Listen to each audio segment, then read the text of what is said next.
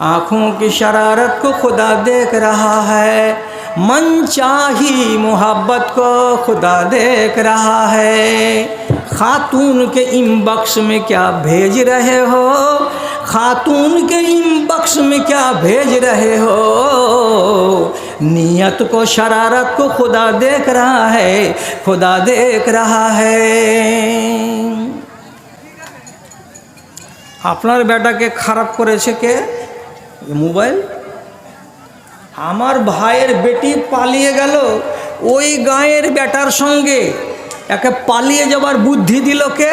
বলছে মোবাইল। বলছেন না আপনি বাজে কথা বলছেন এইগুলো। টিকটক বুঝেন? বয়স্ক মানুষ একটা এনে করে হাত তুলে কহেন তো, টিকটক বুঝেন? বুঝেন না? না আপনার ভাতিজা এবার আপনার পোতাকে কহেন তবে মহবুল টিকটক বুঝিস বে, ও দানা ছেড়ে দিবে যদি টিকটক দেখতে পাই তো।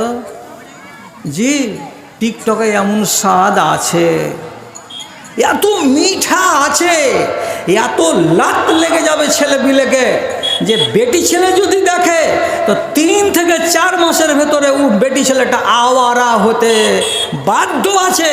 একটা ছেলে বেটো ছেলে যদি 3 থেকে 4 মাস 5 মাস যদি দেখে তো তাহলে ওই ছেলেটা ন্যাংটা কুলাঙ্গার মুখ পোড়া হুলুমান হতে বাধ্য আছে। ওর দিন ওর কাছ থেকে পালাবেই পালাবে, ওর কাছ থেকে ইমান পালাবেই পালাবে, ও নিজের ইমানকে ঠিক রাখতে পারবে না। জি বসে আছেন বাসে, আপনার পাশেই আর একটা ছেলে বসে আছে, আপনি মনে মনে ভাববেন ছেলেটা ভালো ছেলে, জি চুপচাপ বসে আছে, কিন্তু চুপচাপ বসে নেই, ওর কানে ইবলিশের স্যালাইন লাগা আছে। দেখেছেন না? ওটাকে কি বলে? ওটাকে কি বলে? হেডফোন বলে না?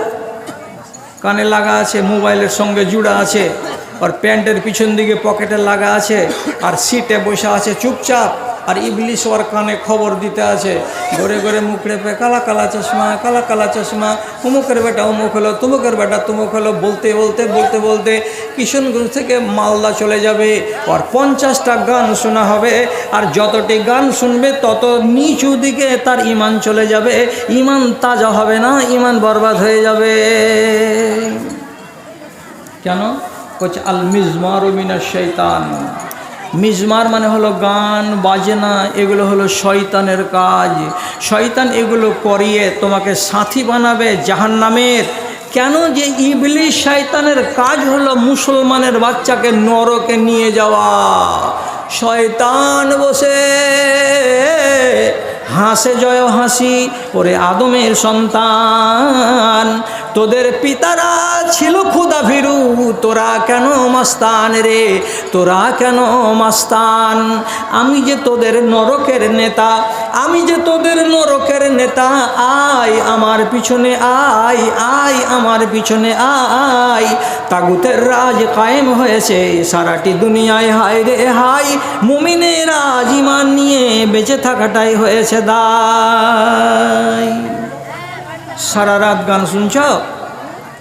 আবদুল্লাহ বিন উমর মঠের দিকে বেরিয়েছিলেন আর নিজের চাকর নাফেকে সাথে করে, নাফে তো এতদূর পর্যন্ত গেছেন, তো ওদিক থেকে একটা আওয়াজ চলে আসছে। আওয়াজ কিসের? একটা রাখাল ছেলে গান গাইছে, রাখাল ছেলে গান ধরেছে, ও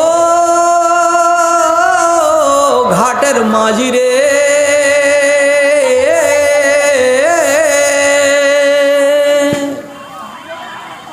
যখন লম্বা টানে গান ধরেছে, উটের রাখাল হজরতে আবদুল্লাহ বিন উমরের কানে গানের আওয়াজ চলে গেছে। সঙ্গে সঙ্গে ওয়াজা ইসবাইহে ফি উজনাইহে, তৎক্ষণাৎ তিনি কি করলেন?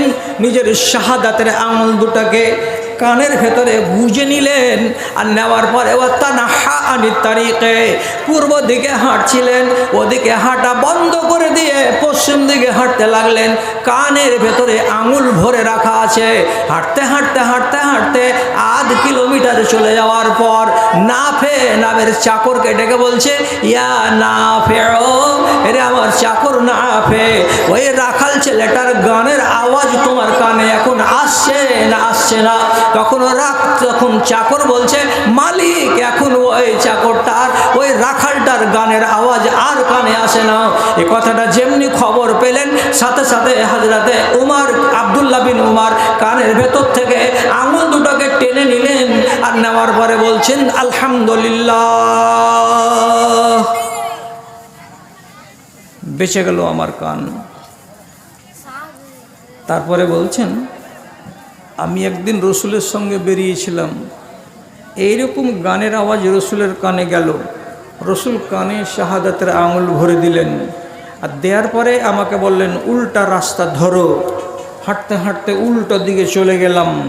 আধ মাইল যাওয়ার পরে রসুল বললেন, এই আব্দুল্লাহ, কানে কি আর গানের আওয়াজ যাচ্ছে? আমি বললাম, না আল্লাহ রসুল, আর কানে আওয়াজ আসে না।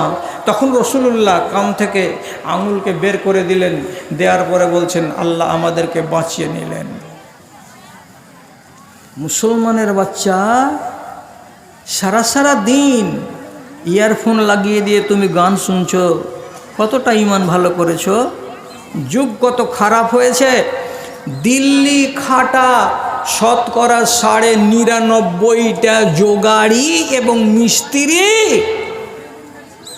ওদের ফুল প্যান্টের পকেটে অ্যান্ড্রয়েড মোবাইল, পিছন দিকে গেঞ্জির তলা দিয়ে কানে ইয়ারফোন লাগানো আছে, 10খান করে ইট মাথায় তুলছে, 3 তলাতে চলে যাচ্ছে, সিমেন্ট নিচ্ছে, 3 তলাতে চলে যাচ্ছে, এদিকে ঠেলাও পড়ছে, ঘামও ঝরছে, আর সাথে সাথে গানের তালে তালে তালে তালে সারাটা দিন কাটছে। রে কুলাঙ্গারের বাচ্চারা, আল্লাহকে নারাজ করে রুজি হাসিল করতে গেছিস কোথায়? তো গুজরাট আর দিল্লি আর মুম্বাই, আর গান গেয়ে গেয়ে রুজি কামাবি। এ রুজিতে বরকত হবে না, পাছার চামড়া লিখিয়ে উঠিয়ে বাড়ি আসবি, টাকাতে বরকত আল্লাহ তাআলা দিবে না। কেন দিবে না? কেন দিবে না? রব্বে করিম বলেছেন, ওয়াফিস সামায়ে রিজকুকুম ওয়া মা তুআদুন, তোমাদের রিজিক আছে আসমানে, তোমাদের রিজিক জমিনে নাই। আসমানওয়ালাকে যদি রাজি করতে পারো তো রিজিক আপনি তোমার বাড়িতে যাবে, আর আসমানওয়ালাকে নারাজ করে দিয়ে যদি সারা দিন 7 বাপ বেটা মিলে খাটো, তোমার রুজিতে বরকত হবে না।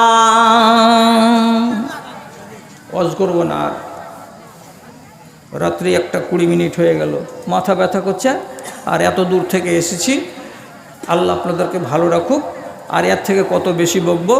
আমার একটা দাবি হলো এই, আমি শুনেছি মৌলানা মুহিদুরের মুখে যে আমাদের এলাকার লোক খুব সিধা সাধা মৌলানা, এরা ফেতনা টেতনা করতে জানে না।